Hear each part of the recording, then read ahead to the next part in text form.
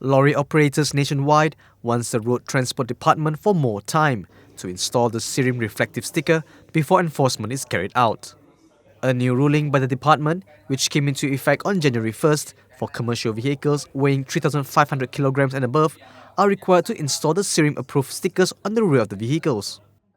Johor Bahru Puspakom Performance Monitoring Panel Chairman Teh Kee Sin said 70% of the 1.4 million lorries in the country have yet to obtain the stickers due to shortage.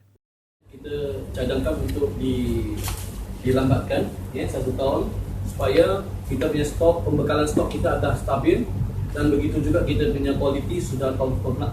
Ini satu cadangannya. Dan kedua berkaitan dengan harga. Saya rasa saya pun dapat banyak terima rintihan berkaitan dengan harga itu RM80 campur GST. Berapa yang Steven? 89 89 for too big and too small, right? Yes. Too big, one full set for RM89. Kalau harga boleh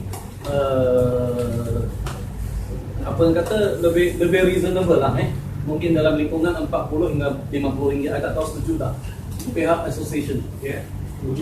Boleh boleh 4 ataupun RM50 lah. Boleh lebih diterima lah. Teh urged the Road Transport Department to reconsider setting the stickers at a more reasonable price.